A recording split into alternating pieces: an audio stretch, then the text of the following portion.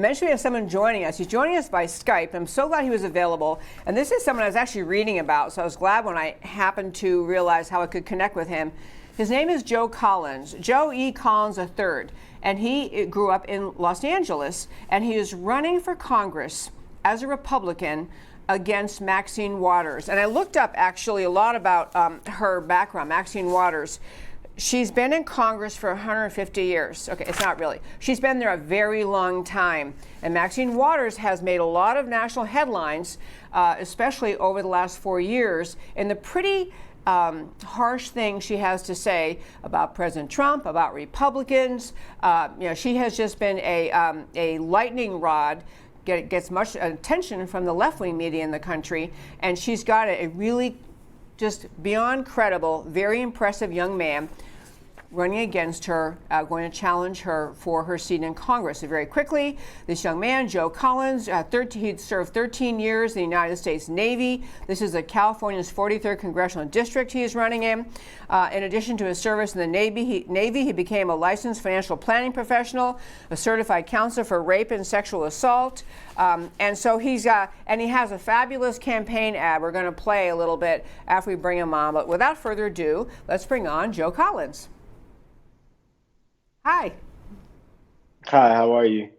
I am well. I'm happy to see you. Happy you could join us. So, Joe, I have to tell you, I've forgotten where I read about you, but I read about you.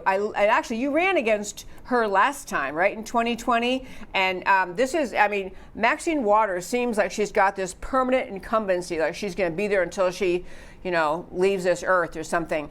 I love the spirit of a Republican challenging Maxine Waters in this district. So thank you for running. You ran against her last time, and I'm a little bit curious how that went in terms of, did you feel in the district, did you hear a lot of people kind of ready for her to be gone? Yeah, I did. We ran a really good election. In 2020, we actually changed our district from a D+54 to a D+24, which means that all of the hard work that we put in, all the effort we put in, we actually raised Republican voters up 30 points, which is a good thing. I think that if we go back and we put that same effort into the district in this next campaign, we can win this thing. But people are really tired of Maxine. They want someone to replace or somebody who they connect with. And I think that I am that person. We get a lot of great support from the community. Oh, I'm just sure that you did. And I've always wondered, people like Maxine Waters, she gets so much national publicity and she says so many outlandish, outrageous things. And I always think, where are the people in her district?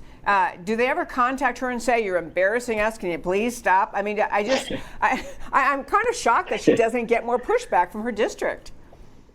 Well, she doesn't answer the phone and she's never in her office. So it's hard to tell someone, hey, you got to knock it off if they're unavailable. So, it probably happens, but she's non-existent.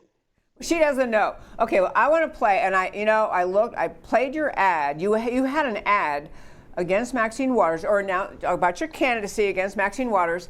And honestly, I played it like 3 times today, trying to think, should I chop it off here? Should I chop it off here? I couldn't chop it off, so it's a little bit lengthy, but it went viral and it's wonderful. And Derek the Wonderful is going to play it for us.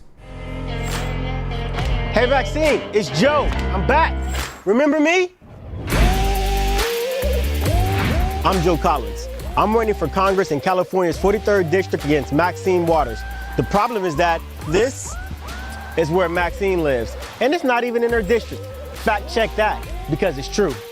Yet somehow Maxine seems to get elected term after term after term to California's 43rd District. Since she doesn't actually live in a district she was elected to represent, she's never there.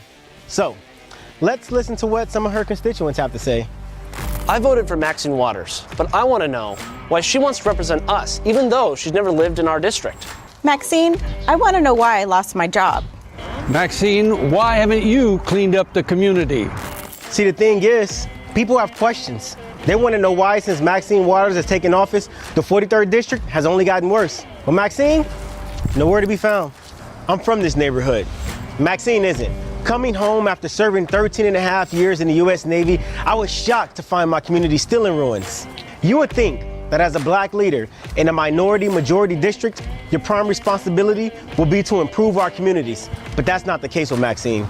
Since she's been in office, things have only gotten worse here in South Central Los Angeles. But she wouldn't know. She's too busy in Washington, D.C., making deals with lobbyists to line her own pockets with money. The only thing that's gone up faster than Maxine's net worth is homelessness in our district. 1 out of every 5 people in District 43 are living below the poverty line. 1 out of every 3 children are being raised in poverty. We have poor quality jobs and poor quality education. And gangs have taken over our streets. Violent crime in South LA is off the charts. In the first 2 weeks of 2021, this area had 59 shooting victims, compared to only 7 last year. But it's no surprise that violence has gone up in Maxine's district, considering she endorses violence. She's encouraged her constituents to harass and attack her political opponents. In a speech she gave in public, on camera, with no shame. And if you see anybody from that cabinet in a restaurant, in a department store, at a gasoline station, you get out and you create a crowd. And she thinks that's okay. Isn't that considered inciting violence? Maxine policies is keeping our community down. It's keeping our people oppressed. South Los Angeles deserves better. Instead of adding fuel to the political fires of division in America like Maxine, I think it's time for us to come together. It's time for us to rebuild South Los Angeles. It's time to fix our homeless problem, revamp our education system, rebuild our infrastructure, and slash taxes. Bring high-paying jobs to the district and end poverty. Introduce financial literacy programs into our schools so our children can learn how to build generational wealth. The political establishment has failed our community on both sides. It doesn't matter if you're a Republican or Democrat. We need to unite. We can rebuild our district, but we need people to represent us who come from our neighborhoods. Maxine is 82 years old. She's represented Los Angeles in Congress for over 47 years, and she hasn't done anything. She doesn't even live here, but I do. I'm Joe Collins, and I'm running against Maxine Waters. It's time for something different. My name is Joe Collins, and I approve this message. Donate $17.76, and let's flip the house red. Okay, I shouldn't need to say this, but I will. That is a great ad. Oh my gosh. I mean, I have it up on our website, and I just think it's fabulous. So you ran last time, so you're out there, you got a bunch of time, so you must be spending time in the district. I listed the issues you talked about in your ad. What do you hear when you talk to people in the district? Like, what are they looking for? What are the issues that bother them? I think one of the biggest issues right now would have to be homelessness. And I think the homeless situation is caused because of the poor quality of leadership that we've had in California for a very long time. The cost of living is going up significantly, and you have able-bodied people who are working that are living on the streets right now. Also quality jobs. People want to work. People want to go back to work. That's one of the causes for the amount of domestic violence and gang violence that we have right now. And people want quality education, and financial literacy is a big one for business owners as well as the actual constituents who live in the district who don't own businesses. And in my opinion, these are fairly easy things to be able to accomplish. You just got to have someone who is willing to put forth the effort in improving the lives of the people who live in our district. Oh, I couldn't agree on all of the above. And on education in particular, there has been conversation, I mean, for decades about, well, we have especially majority minority communities, inner cities, poor public schools, poor ability of any of these kids to immerse in those schools with the education, the basic literacy, the basic skills to move into the jobs world. And yet all that seems to happen in those education discussions is the left pushes for whatever it is the teachers union want. They say, well, more money, we got to pour more money in. But more money has not solved the problem in the inner city education world, I mean, for decades. So what are the things we can do there? Well, one thing that we can do is we can introduce trade back into the high schools. I think that's a huge thing we can do. We got to think the graduation rate from high school is 77% here in Los Angeles, and the graduation rate from college is 22%. So that means we're not setting up our young people for success. So if we can introduce trades and economics back into high schools, I think that for the students who don't graduate college or graduate high school, will have some type of education for them to be able to utilize out in a working world. And that would be a significant push if we can make that happen. Love that. And on the subject of bringing jobs in, President Trump had the idea, and it went through, the idea of opportunity zones, the idea of getting businesses enticed to move in areas that have high problems with, have high unemployment, or they have low employment and they need to have jobs brought in. So is the opportunity zone something that you think would be a good idea to help bring jobs to the community? Well, I think the idea was great, and I argue with people about this all the time, especially in the inner cities where they say President Trump hasn't done anything for them. And I said, you know what, you're absolutely right. The reason why is because we have so many Democrats that are controlling the local legislative branch of government in our towns. The predominantly inner cities are ran by Democrats, and any policies that President Trump pushes through, it never makes it to the people. So where you have opportunity zones, the idea is great, but the idea is being held up by the Democratic mayors, the Democrat state legislators, the Democratic, city council members, our assembly members. And this is, it hurts our community a lot, especially when we're trying to do things to help grow and do something about the poverty in our community. Yeah, and you know what? I did a bunch of research for this little interview here today, because I actually think, I'm actually blown away people can keep voting for someone like Maxine Waters, because I think she has been not only hostile and creating much division in our country, but as your ad points out, she really hasn't, improved the lives. She hasn't represented the people of California's 43rd district seemingly for a long time. I mean, she's been there kind of as a, and I know, and I'm in Texas, and I know when we had a political race I got involved in, someone was saying, well, you have to vote for the incumbent because look at all the seniority he has, and now he's in all these committees, he runs this, he's got power. If we put a new person in, they start out at the ground level.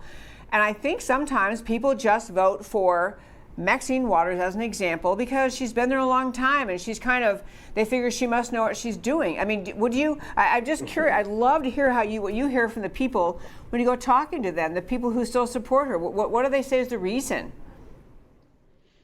Well, one of the biggest reasons is they've never had anyone to actually run against Maxine who cared about the community. I mean, you get guys who say, oh, I'm a Republican or I'm a Democrat, I'm going to run against Maxine, and they end up being worse than Maxine. I agree. Seniority is important, but also having a legislator who's been in office for 30 years is kind of bad. They get sucked into the swamp of Washington, D.C. They get lazy. They forget how to do their job. They become disconnected with the community. So when it comes to running for office, we need people who are from our communities, who care about our communities, who have experienced things that the failed policies of the legislators, and they want to see us do better. Yeah, your point in your ad about that she lives in a mansion far away from the district she represents, that seems like, she lives there, tied with the policies she has supported in those many years in Congress have not really changed life in the district. That's a very powerful argument. I mean, the whole idea of representational government is somebody is from your area, you, Joe, average American, someone's from your area, and they're going to go to Washington. They're going to say, hey, I'm representing this area in Texas or this area in California. She's living in a mansion area, which in California has got to be hugely expensive. And the people that she's representing can't live anything like she's living. It seems like that would bother people. Do you think that resonated, that argument about where she lives? Yeah, I think people needed to see the hypocrisy between Maxine Waters and what she represents. I mean, her house is big. It's a huge mansion. It's so beautiful. But when you come to our district, it's nothing like where she lives at. I mean, we have homeless people everywhere. We have domestic violence, gang violence. Drugs up and down the community. We have dilapidated buildings. The infrastructure is falling apart. But then you go over to where Maxine lives at, and it's, oh my gosh, she lives around the corner from the mayor of Los Angeles. All her neighbors are beautiful. They speak. It's really nice. No homeless people anywhere.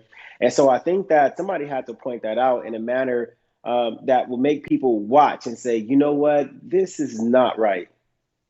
Absolutely, absolutely. I also looked at the racial composition of district. It's a 43rd congressional district, CD 43, in California, and I saw the map. I didn't send the map of the district to Derek, but anyway, I looked at it. So you really have the largest single. If you break down along ethnicity and race, you have a significant Hispanic population, or 26%. Do you have any idea how they vote? Have you ever tried to figure out how they vote, R or D, in your campaign? What we noticed that is there are a lot of Hispanics with conservative values, just like there's a lot of Black people and white people and Asians with conservative values, although they are Democrat by political party choice. So I think that one of the biggest things we have to do is be able to talk to people on a level that they can understand and have them feel comfortable with us. But as far as like engaging each individual race of people in the district, this is just about being authentic. Yeah, I meant to tell you at the beginning of this, I worked on a campaign in Texas. It was a Black Republican candidate, and he was running against a long-term incumbent, Eddie Bernice Johnson. And honest to goodness, it was a really great race because he's a pastor. He had, very beloved in the community. And part of what he was arguing was, what she, Eddie Bernice Johnson, has been standing for however many years it's been. It's like 125, just like Maxine. But anyway, what she's been standing for is inconsistent with the Christian values that many of you go to and hear spoken and preached in your pulpits every Sunday. And somehow it seemed like that message, I thought that would really resonate with people. But do you have any sense of whether the kind of issues where people in your district, they may vote for Maxine Waters, but they think she's really not representing our values? Do you have any sense of that? Yeah, we hear it all the time. Maxine Waters is a part of the Democratic Party who is pushing the trans community really heavy. And I know that goes against a lot of people, Christian morals. And, unfortunately, that's what we've been able to get. And I think it's really wonderful now that people are starting to wake up. We're getting more younger candidates that are saying, you know what, we don't want this person to represent me, whether it's because they're 87 years old and removed from the community, or they've been sitting in Congress for a long time and has failed to introduce positive policy, or the values no longer align with where it is that we're supposed to be going, or they don't align with our religious values. Absolutely, yeah. Okay, and so one last thing I want to tell you. First of all, I'd love to give you any chance to do a parting shot. Tell my listeners about your campaign, how they can help. I mean, I'm assuming that you're running really early, which is great. I mean, obviously the elections are not till November of 2022. You're out in front right now, get your message out there, working the, I assume, I don't know whether in California you knock on doors, but here in Texas, we knock on doors. That's how we run campaigns. But you're out here working. Number one, do you have any Republican primary opponent, or are you kind of it for the Republican side? And then how are you campaigning? How are you connecting with the people in your district? We do a little bit of everything. We knock on doors. We're in the streets. We have vans that are wrapped with Georgatos for Congress. We're engaging with people on a regular basis. As far as a Republican opponent, no, I don't have one. I think the last guy who ran, he was only able to get about 30,000 votes, but my campaign has been able to almost triple the amount of votes for Republican, just based off on our authenticity and us being in the community. So right now it's looking like it's going to be just me and Maxine Waters, but who knows what the future holds. We're going to run a positive campaign this time, just like we did last time. Okay. See, I hear so many candidates say that, and I know that is conventional wisdom. I mean, running a positive campaign, you got to tell the voters who you are, and God bless you for saying that. But honest to goodness, I hope the people in your district who are not very politically active are aware of the kind of incendiary things that Maxine Waters is now famous for saying. You had one in your ad, but famous for saying, because I love the point you made too, is that in your ad, you're talking about we have to eventually want to unite. We really can't be, it's unite to make things better for all of America. And that was a very good message in your district, because I think for many people, than maybe traditional Democrat voters, and the idea of venturing away from the Democrat Party is they're more willing to maybe open up to that if they have the sense that someone who's running on the Republican side is not running as a fierce anti-Democrat, fierce pro-Republican, just saying we got to make life better for our community, and we have to have someone representing us who has that agenda. Is that about right? Yeah, that's about right. I remember when I was going through my campaign, people tell me, but you're a Republican. And I tell them, your political party preference is your choice. I said, but you need to vote for the person you feel is going to do the best job for you outside of your political party preference. So, yeah, it's a great message and it works. I love it. Okay, so your website is Joe Collins for Congress, joecollinsforcongress.com. I love that you're doing this, and I love that you're young and energetic and you're going to get out there in the community, because I actually do think, I say this all the time on my show, I think the vast majority of Americans, they really want the best for America. They want the best for the American people. They want to see all people thrive. They want to see a stable community, a stable and civil life. They want crime to go down. They want to have a comfort level that their children are being well educated. The vast majority of Americans have very, very similar values, and they're really just looking for someone to represent them and bring those values forward. That's my 2 cents. So, Joe Collins, thank you so very much for joining me today. Thank you for having me. I appreciate it.